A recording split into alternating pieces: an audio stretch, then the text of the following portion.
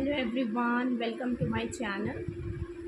अभी फ्रेंड्स कल वीडियो डाली थी मैंने कि सेल्फ हेड बैंगिंग या फिर सेल्फ हिटिंग या फिर बाइटिंग या फिर बीटिंग, जितने भी ये जो बिहेवियरल इश्यूज़ हैं जो किड्स शो करते हैं स्कूल में, सोसाइटी में, घर में, उससे कितनी सारी आप लोगों को दिक्कत होती है। और बहुत सारे पेरेंट्स, वैसे तो मैंने बहुत सारी वीडियोज़ में मिक्स कर करके पॉइंट्स हर तरह के डाले हुए हैं, लेकिन क्योंकि बहुत सारी चीज़ें हैं और पेरेंट्स भी कंफ्यूज होते हैं, है ना, इसलिए मैं एग्जैक्ट वीडियोस बना रही हूँ कि जिसको आपको जो दिक्कत लगे उस पर फटाफट से काम कर लें और फटाफट से आपको रिजल्ट्स दिख जाएं। तो अब इस वीडियो में मैं आपको 4 एक्यूप्रेशर पॉइंट्स बता रही हूँ जो स्पेसिफिकली इसी चीज़ पे वर्क करेंगे। जैसा कि अगर आपका बच्चा हेड बैंगिंग कर रहा है, कहीं पार्क से लाने में फैल जाता है, लेट जाता है, मॉल में डिपार्टमेंटल स्टोर पे कोई खिलौना आप मना कर रहे हो, लेट जाता है, फैल जाता है, या फिर आपके बच्चे को नो सुनने की आदत नहीं है, नो सुनते ही वो एकदम से गुस्सा हो जाता है, अगर ऑब्जेक्ट का ऑब्सेशन है, उसके हाथ से ले रही हो तब उसको गुस्सा आ जाता है,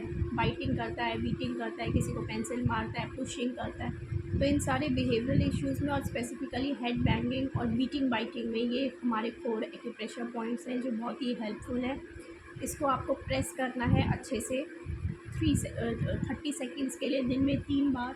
इन पॉइंट्स पे आप अपवर्ड से डाउनवर्ड स्ट्रोक करते हुए मसाज भी कर सकते हैं या फिर क्लॉकवाइज मसाज भी कर सकते हैं और अच्छे रिज़ल्ट्स के लिए। और अगर और जल्दी रिज़ल्ट्स चाहिए तो आप 30 डेज़ के लिए, जब बच्चा रात में सो जाए तो चाहे तो आप इन पॉइंट्स पे ब्लू बिंदी लगा दो जो बच्चे को काम रखेगी और थोड़ा सा प्रेशर देगी इन पॉइंट्स पे। नहीं तो द बेस्ट इज़ चना दाल, चने की जो दाल होती है उसको आप पेपर टेप से बांध दीजिए। ठीक है, तो सबसे पहले ये जो हमारा हैंड होता है, ठीक है, अब ये वाला जो हमारा मिडिल फिंगर है, ठीक है, ये स्पेशली एंगर के लिए होती है। ठीक है, अब इसमें हमारे लिवर और गॉल ब्लैडर जो कंट्रोल करते हैं हमारी एनर्जी को, मेरिडियंस को एक्यूप्रेशर थेरेपी पे। So this is the finger which is responsible for controlling the anger issues. ठीक है, अब अगर बहुत ज़्यादा गुस्सा आ रहा है, ठीक है, तो क्या करना है, इस फिंगर पे आपको अपवर्ड से ऐसे डाउनवर्ड इस तरीके से इस पर मसाज करिए। 2 से 3 मिनट तक इस पर मसाज करना है आपको दिन में 2-3 बार। ठीक है, इस पॉइंट पे आपको बिंदी या कुछ लगाने की भी ज़रूरत नहीं है, बस ये मिडिल फिंगर में आपको ऊपर से नीचे तक ऐसे थोड़ा सा रब करते हुए मसाज करना है। जितना ये एक्टिवेट होगा पॉइंट, जितना इस पर प्रेशर जाएगा सस्टेन, उतना ज़्यादा बिहेवियरल इश्यूज़ और एंगर के जो इश्यूज़ हैं वो बच्चे के कंट्रोल होते जाएंगे, कम होते जाएंगे। ठीक है फ्रेंड्स, ये है फर्स्ट। सेकेंड पॉइंट है फ्रेंड्स, वो है हमारा PC6 कॉमन पॉइंट है। ये देखिए, रिस्ट की क्रीज से 3 फिंगर नीचे। ठीक है, रिस्ट की क्रीज से 3 फिंगर नीचे, जस्ट ये वाला, ये है सेंटर में PC6 पॉइंट है। ठीक है, इस पे आप क्लॉकवाइज ऐसे करके मसाज भी कर सकते हैं। इसको प्रेस करना ज़्यादा सही रहेगा। इसको प्रेस करिए 30 सेकेंड्स के लिए दिन में 3 बार, रात में कोशिश करिए। चना दाल या ब्लू कलर की बिंदी अगर आप इस पर सस्टेन प्रेशर डालेंगे तो और अच्छे आपको रिजल्ट्स मिलेंगे। ठीक है, अब नेक्स्ट पॉइंट है हमारा लिवर का 1 पॉइंट। लिवर का 1 पॉइंट ये भी बहुत ज़्यादा इफ़ेक्टिव पॉइंट है in case of these kinds of behavioural issues. बहुत ही इफ़ेक्टिव है, बहुत ही पॉजिटिव चेंजेस और डोपामीन की लेवल्स को बढ़ाता है। ठीक है, इसमें आपको क्या करना है, देखिए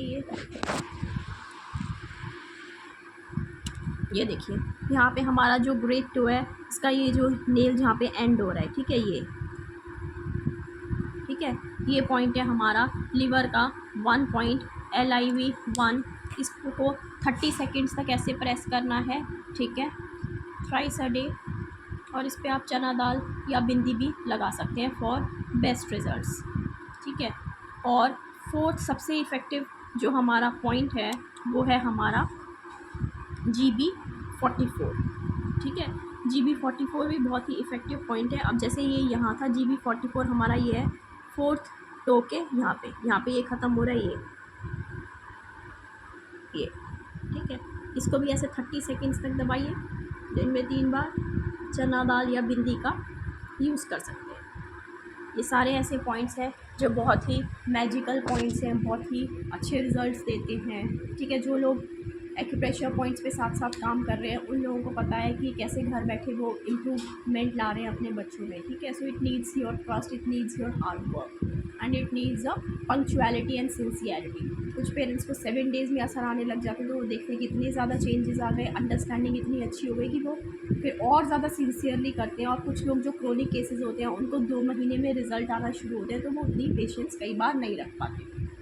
लेकिन 80% जो है उनमें 7 डेज़ या 1 मंथ में रिज़ल्ट्स आने शुरू हो जाते हैं 80% केसेस में। और जो क्रोनिक केसेस होते हैं उसमें धीरे धीरे असर आता है। कई बार ऐसे होता है कि फर्स्ट स्टेज के जो मैंने पॉइंट्स बताए, फिर second stage, third stage, fourth stage, ऐसे ऐसे करते हैं कि एक सिम्टम पे जब काम करते हैं तो पूरा ऑप्टिमल इम्प्रूवमेंट की तरफ बच्चा जाता है, ठीक है। इन 4 पॉइंट्स पे अच्छे से काम करके मुझे बताइए कि बिहेवियरल इश्यूज़ कैसे आप लोग के कम हो रहे हैं, कमेंट में आप ज़रूर डालिएगा। और पेरेंट्स की थोड़ी थोड़ी हेल्प होगी, जो लोग छोटे रूरल एरियाज़ में है, विलेजेस में है, या फिर जॉब की वजह से कुछ इश्यूज़ की वजह से रेगुलर थेरेपीज़ नहीं ले पा रहे हैं, वो अगर ये छोटा सा काम घर में कोई भी मम्मी, दादी, भाई, चाचा कोई भी एक छोटा सा काम कर देगा, रात में अगर बिंदी लगा देगा, उससे ही सिग्निफिकेंट इंप्रूवमेंट्स आप लोगों को मिलेंगे, ठीक है। तो गोल ओरिएंटेड इसलिए हमेशा बोलते हैं कि गोल ओरिएंटेड काम करिए, है ना।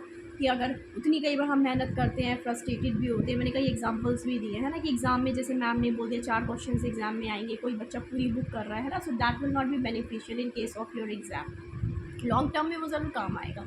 उसी तरह से अगर बच्चे को बहुत ज़्यादा होलिस्टिक अप्रोच आप नहीं दे रहे हैं, लगे हुए हैं ना, so that is not helping your kid at present को देखते देखते आप बच्चे को पूरा इम्प्रूव करने में सहयोग करिए, ठीक है। बाय।